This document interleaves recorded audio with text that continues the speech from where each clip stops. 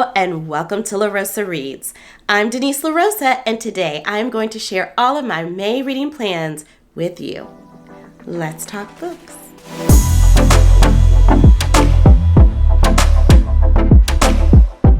I am super excited for this reading month for several reasons. Number one, because it is May, and for this educator, that means we are winding down, wrapping up the school year. Also, what it means for me at my particular place of work is that I will be leading, teaching, facilitating mini courses for middle school and upper school students, and your girl has found her way to making a wonderful book experience for my students. I have created what's known as the Amplify Voices Book Club. That just gives your girl more official time to read, which has me with a pretty ambitious stack of books to share with you. So, without any further ado, let's dive in. I've had this book on my shelves for quite a while now. I bought it as soon as it was released on paperback. And this is by an author who I have to give credit for getting me back in love with reading out of a reading slump that was years long. And this book is titled Now is Not the Time to Panic, written by Kevin Wilson. He is responsible for the book that had me fall in love with reading all over again, Nothing to See Here. And I just fell in love with his quirky, fun, speculative vibe, and I'm hoping to get much the same in this precious piece of work. So we've got a 16-year-old by the name of Frankie, who is determined to make it through yet another boring summer in Coalfield, Tennessee. I love the southern location. When she meets Zeke, an artist new to town. One day they make an unsigned poster with an enigmatic phrase, and it becomes unforgettable to anyone who sees it. The posters begin appearing everywhere, creating suspicions about who is behind them and what they could mean. Soon the mystery has dangerous repercussions that spread far beyond town. Then we fast forward to 20 years later, around the 1990s, 1996, and Frances gets a call that threatens to upend her carefully built life. A journalist is writing a story about the Coalfield Panic of 1996. Okay, so the story takes place in 1996, and then we fast forward 20 years later. Okay, so might Frances know something about that? So this book is a nuanced exploration of love, identity, and the power of art. Sounds like a fun time, and I cannot wait. My love bug, Ann Petrie, is my author of the year. That means that this is the author who I want to just rediscover book after book, go through that backlist and read everything she has ever written. And I will be doing just that by reading my third Ann Petrie book titled Miss Muriel and Other Stories. I cannot wait. The street and country place were both salacious reads. I'm very curious to learn what this book is all about. Okay, we're in a small town, so I'm already all about it. A small town pharmacist's decision to take a day off leads his wife to an agonizing encounter with the police. A retired black college professor teaching at a predominantly white high school is kidnapped and forced to witness an unthinkable horror. Oh, come on, Ann Petrie. Here you go with the horror, the suspense, the thrills. A young black girl watches her aunt's suitors threaten her family's well-being with repercussions that reverberate for decades.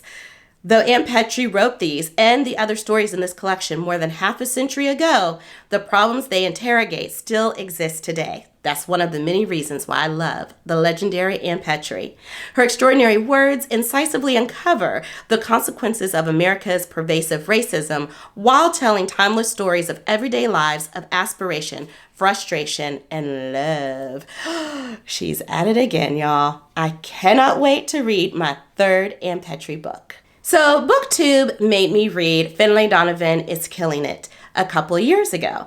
And I had a fun time with Finlay and her sidekick Vero, so much so that I was highly anticipating the sequel, Finlay Donovan. What is it? Oh my gosh, that's how it was. It was a little forgettable. It wasn't Finlay Donovan. What was it? Oh, Finlay Donovan Knocks 'Em Dead. I remember now. But as you could tell from my lack of memory of the title, it was a forgettable book. I enjoyed spending time with Vero and Finlay because they're fun. It's a fun time. It just was not quite what I was looking for. I thought to myself, this series may be going downhill. But the fourth book came out, and that meant I had to actually keep going and read the third book. So I did that. I read Finlay Donovan Jumps the Gun in April, and I also read 3.5, Vero Ruiz Breaks the Bank. Now it is time to read Finlay Donovan Rolls the Dice. I hear this one gives us some nostalgic vibes to the very first book, the beginning of the Finlay Donovan chaos that we have grown to know and love. So let's see what's going on with book 4. Okay, so Finlay and Vero are in sore need of a girls' weekend away. They plan a trip to Atlantic City, but since it's actually a cover story to negotiate a deal with a dangerous loan shark, save Vero's childhood crush Javi, and hunt down a stolen luxury car, the odds are it won't be all fun and games. So, if you know, you know. When Finlay's ex-husband Stephen and her mother insist on tagging along, oh my lordy, Finlay and Vero suddenly have a few too many meddlesome passengers along for the ride. Okay, knowing these characters, I'm already smiling from ear to ear. Within hours of arriving at their seedy casino hotel, it becomes clear their rescue mission is going to be a bust. So I'm not even going to go into all the shenanigans that follow, but what I will say is we are in for a wild time. All these characters I have strong feelings about. My favorite character is actually Vero, so I can't wait to see what they get into, and I hope we have some loopholes that are closed. I'm ready to tie some things up with a bow and move on. I hear that there's going to be 6 books in this series, but we need some answers, y'all, and we need some grand finales on some things. So hopefully this book will help me discover all of those things. So I mentioned my Amplify Voices book club that I have going at my school for my middle school and upper school book lovers. And the whole point of it, the very heart of this, is for our students to discover authors of color, diverse voices, and amplify those voices, hear their narratives, hear their stories, and have them serve as mirrors and windows for our own lives. I have selected a couple of books that I hope I will be able to read alongside my fellow book-loving students. The one that I should have mentioned to you earlier, that's one of my book selections, is the Ann Petrie book. But then I also have this wonderful book by Celeste Ng, who's responsible for Little Fires Everywhere, and it is titled Everything I Never Told You. This is a book that I've had on my TBR for quite some time and was motivated to place it on there for May and actually read the book because it fulfills the Buzzwordathon word of the month, which is every in the title. So let's see what's going on here with Celeste Ng's. I believe this is her first book. Let's see. Lydia is dead, but they don't know this yet. So begins the story of this exquisite novel about a Chinese-American family living in 1970 small-town Ohio. Okay, so we've got small-town Ohio, Chinese-American family, the 1970s. I'm already falling in love. Lydia is the favorite child of Marilyn and James Lee, their middle daughter, a girl who inherited her mother's bright blue eyes and her father's jet black hair. Her parents are determined that Lydia will fulfill the dreams they were unable to pursue. In Marilyn's case, that her daughter become a doctor rather than a homemaker.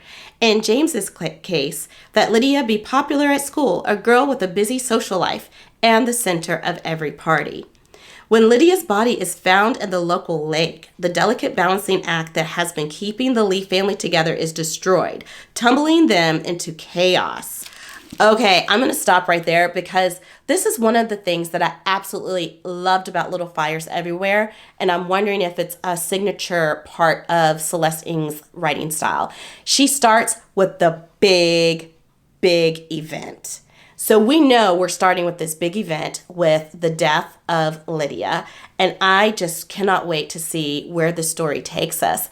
I'm so glad that I'm going to be finally reading this book. Speaking of Kayla from Books and Lala with the Buzzwordathon, she also has her Literally Dead book club, and I'm so glad I'm saying that better than I have in the past. And although I'm not a regular participant in that book club, I do tend to pick up the read every once in a while to encourage me to stretch myself and read some spooky stuff. So the May Literally Dead book club selection is Sisters of the Lost Nation by Nick Medina. I have been seeing this book here and there, and I really wanted to read it, but I definitely needed a nudge, and of course, the Literally Dead Book Club did just that for your girl. So we've got a young Native girl's hunt for answers about the women mysteriously disappearing from her tribe's reservation that leads her to delve into the myths and stories of her people, all while being haunted herself in this atmospheric and stunningly poignant debut. We've got just these wonderful narratives that I feel like are so missing from literature. I don't hear enough about Indigenous people as authors or their stories, their narratives, being really mainstream. And so already I'm all about it with that. We've got exploration of uncovering, the past. We've got some, spooky, haunty stuff going on. Okay, so the character Anna Horn, or Anna, is constantly looking over her shoulder for the bullies who torment her, for the entitled visitors of the reservation's casino, and for the nameless, disembodied entity that stalks her every step. An ancient tribal myth come to life, one that's intent on devouring her whole. With strange and sinister happenings occurring around the casino, Anna starts to suspect that not all the horrors on the reservation are old. As girls begin to go missing and the tribe scrambles to find answers, Anna struggles with her place on the res, desperately searching for the key she sure lies in the legends of her tribe's past. This is another book that I can read for my Amplify Voices book club. Wish me luck, because I'm already spooked. This is a book that I've seen in so many places, in so many people's hands, and it never really called to me because, quite frankly, I have not been into reading thick books lately. Ever since the Love Songs of W.E.B. Du Bois, I have been steering clear of books that are more than 350 to 400 pages. But this one, I discovered a quote from it and said to myself, I have to get my hands on it. And that I did. This book is known to the world as The Invisible Life of Addie LaRue. This book by V.E. Schwab is really intriguing to me. The cover in and of itself is very intriguing. It's luring me in, and I don't know why. I usually like colorful things that kind of pop out at me, but let's read the synopsis and see what I'm in for. France, 1714. In a moment of desperation, a young woman named Adeline meets a dangerous stranger and makes a terrible mistake. Okay, I'm intrigued. It will be 300 years before she stumbles into a hidden bookstore and discovers someone who can remember her name, and suddenly everything changes again. Oh, it's about books, y'all. Of course I'm gonna love it. I cannot wait to read this wonderful masterpiece. There's an in-person book club that I was invited to quite a while ago, and I feel like I so let them down. I was talking about their book club selections quite a bit on LaRosa Reads, I believe it was last year, and I never made it to a book club meeting. But I'm hoping that this summer things will change, starting with May, and I have chosen to read their May selection as a wonderful hope, being optimistic that I'll actually be able to show up to the meeting. It is titled The Fury. This cover is really interesting. I don't know. I have no idea what this book is about, but I do know that the person who invited me to this book club is very well read, and I trust her judgment, so I'm here for it. So, this is a tale of murder. Yay! Okay, I'm with them. Let's keep going. Or maybe that's not quite true. At its heart, isn't a love story, or it is a love story, isn't it? Okay. Lana is a reclusive ex-movie star and one of the most famous women in the world. Every year, she invites her closest friends to escape the English weather and spend Easter on her private Greek island. I tell you this because you may think you know this story. You probably read about it at the time. It caused a real stir in the tabloids, if you remember. It had all the necessary ingredients for a press sensation, a celebrity, a private island cut off by the wind, and a murder. We found ourselves trapped there overnight, our old friendships concealed hatred, and a desire for revenge. What followed was a game of cat and mouse, a battle of wits, full of twists and turns, building to an unforgettable climax. The night ended in violence and death. But who am I? My name is Elliot Chase, and I'm going to tell you a story unlike any you have ever heard. Okay, I'm ready for it, I think. And then we have a book that I knew absolutely nothing about. However, I was picking up a ton of my library holds, and my youngest daughter, Natalie, was perusing the shelves while she was waiting for me to finish getting checked out. And she said, "Mommy, what is this about?" And I read the synopsis and thought, this needs to be in my TBR. The book is titled Everything I Learned in a Chinese Restaurant.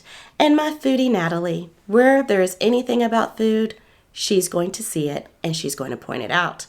So Curtis Chin has written this memoir, and I'm super excited to read it, although I didn't even know it existed moments ago. So 1980s Detroit was a volatile place to live. But above the fray stood a safe haven, Chung's Cantonese cuisine, where anyone from the city's first black mayor to the local drag queens, from a big-time Hollywood star to elderly Jewish couples, could sit down for a warm, home-cooked meal.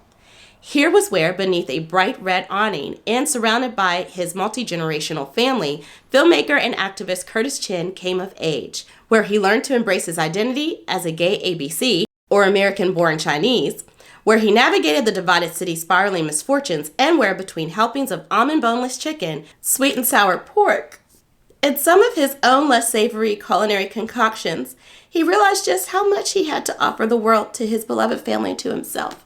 This sounds great. I'm just recovering from a cold. This sounds exquisite. This sounds delicious. This sounds right up my alley, and it also sounds like another book I can read for my book club, Amplify Voices. Seasonal allergies and colds, all the things have gotten a hold of your girl, but it's okay, because I've got my hands on some books, and I am so excited to read them. What are you reading in May? Let me know what your reading plans are. Let me know if any of the books that I mentioned that I plan on reading caught your eye and your interest, and maybe you'll be adding them to your TBR. I cannot wait to talk it up with you in the comment section below. And until next time, happy reading. Bye.